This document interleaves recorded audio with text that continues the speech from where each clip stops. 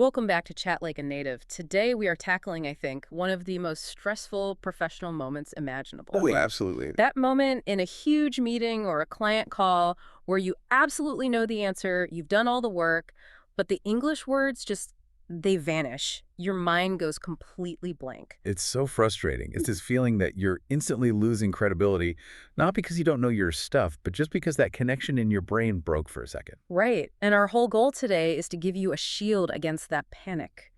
We're going to completely shift your focus. The solution isn't to try to speak faster. It's actually to learn how to slow down professionally. Exactly. We're giving you the verbal tools to buy yourself that crucial thinking time so you can speak with precision instead of, rushing into a mistake. We've got 5 core strategies for this, and we've packaged them into a really simple mnemonic we're calling PACT. PACT stands for pause and breathe. Ask to clarify or for help. Collect your thoughts, and we'll give you some one-liners for that.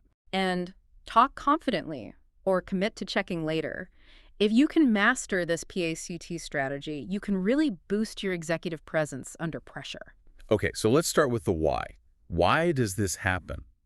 Why does our brain just freeze up at the worst possible moment? Yeah, let's set the scene. You're 20 minutes into a meeting, you're feeling great, and then your manager turns to you and says, "So what do you think we should prioritize next quarter?"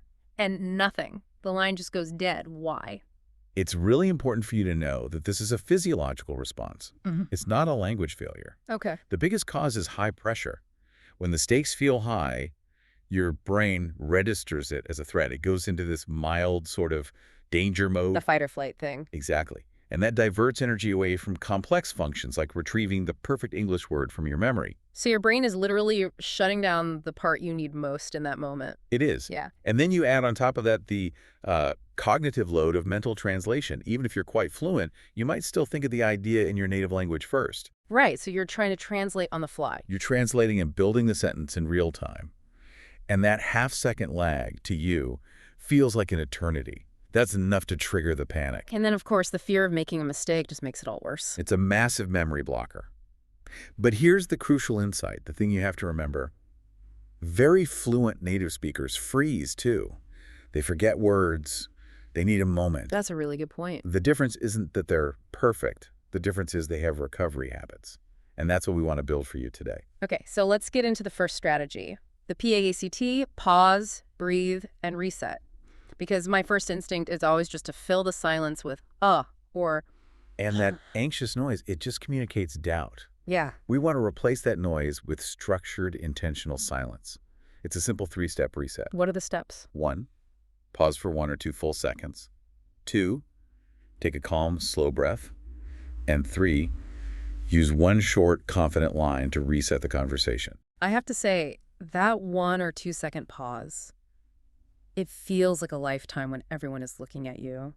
I worry it makes me look less prepared. That is such a common fear. But the reality is the opposite. A short, intentional pause signals confidence. It signals deliberation. Native speakers do it all the time when they're asked something important. They're choosing their words. So the silence is actually a tool, not an enemy. It is your best tool. It gives your brain just enough time to retrieve that first thought. Okay, so give us an example. The boss asks, "What's the main risk in this project?" What do I do? Instead of panicking, you lean in slightly, you make eye contact, and you say, "That's a great question." Pause once.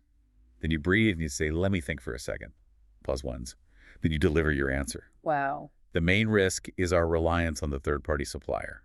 See, that little sequence bought you 4 or 5 seconds of high credibility thinking time. I can feel the difference just hearing it. It sounds like you're in control.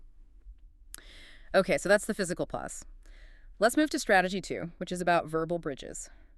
The C in PACT, collecting your thoughts with a toolkit of phrases. Right, so now we're filling that pause with a bit of structure, and you need different phrases for different problems. Okay, let's start with the most common one.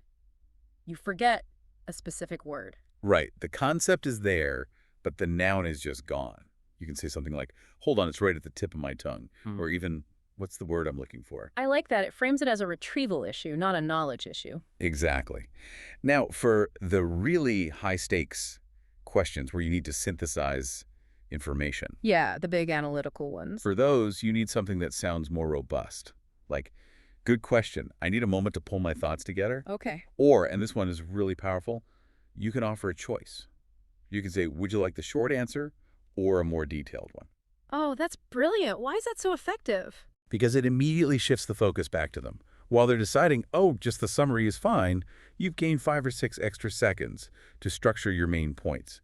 It makes you look thoughtful, not frozen. That's a fantastic technique. Okay, what about the third type, when they ask for your opinion on something? For opinions, you can use softening phrases. It helps manage expectations while you're still forming your thought. You could say, I'm still thinking through the implications, but my current view is. What about something like, I might be wrong, but... Does that sound weak? Not at all. It shows nuance. It shows you're a critical thinker. It's a professional disclaimer, not an apology. The key is to move from that panicked, to a clean, structured, good question. Let me take a second. The shift in perception is everything. Okay, on to strategy 3, the A in PACT, which is asking for clarification. Yes, and this is professional gold. A lot of the time, your mind goes blank because the question itself was, a little unclear or too broad. So asking a question buys you time and makes you look like you're paying close attention. Precisely. You need a few go-to lines for this. Something like, so just to confirm what you're asking is, and then you paraphrase it back to them. Or, just be clear, are you asking about X or Y? Let's do a quick scenario. Your boss says something vague like, can you handle the client communication for this phase? That is way too broad. So you reply, absolutely. Just to confirm, do you mean emails only or also the weekly calls? Perfect. You've narrowed the scope, you sound professional, and you've given your brain a much smaller, clearer target. Clarifying questions never show weakness. They show you care enough to get it right. Okay, let's move to strategy 4. This is for when you truly don't have the information. This is the second part of the T in PACT talk confidently, or commit to checking later. Yes, and the most important thing here is do not guess. Right, and don't just say a blunt, I don't know. Exactly.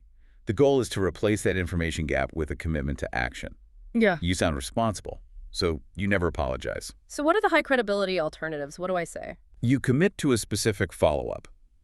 Say, I don't have that exact number in front of me, but I can check and get back to you this afternoon. I like the specific timeline. Or, if it involves other people, I need to confirm that with the team. I'll send everyone a short update by the end of the day. It sounds calm, measured, and totally reliable. What if someone is really pressuring you in the moment? Like, why don't you have that now? You hold your ground, stay calm, and you frame it as a commitment to accuracy. You can say, I recognize the urgency, and because it's so critical, I want to double-check the source to give you the most accurate number. I'll prioritize that right after this call. That's very strong.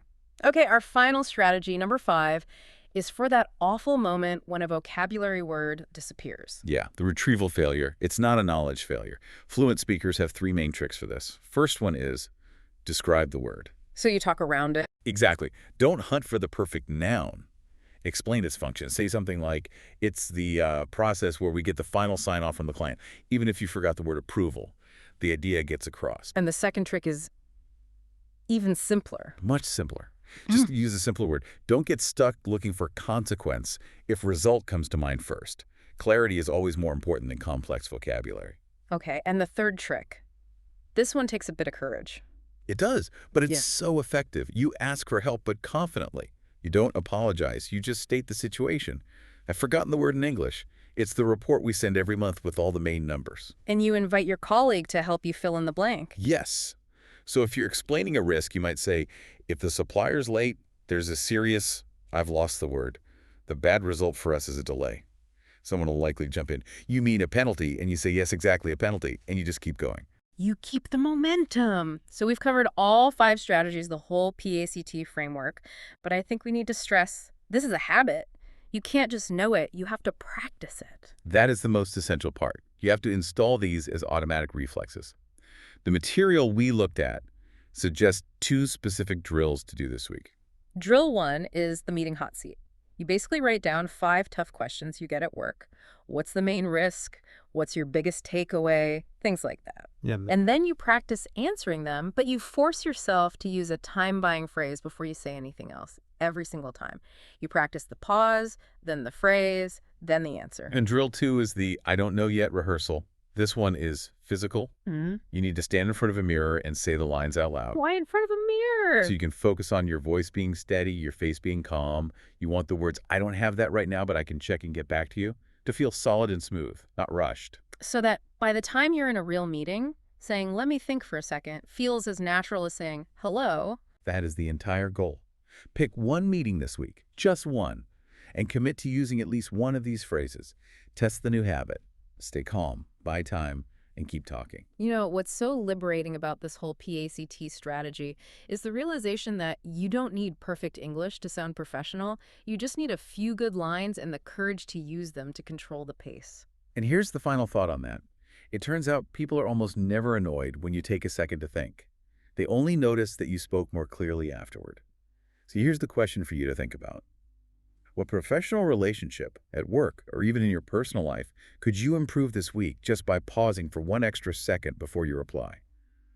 Think about how often we mistake speed for confidence, when really, intentionality is what sounds professional.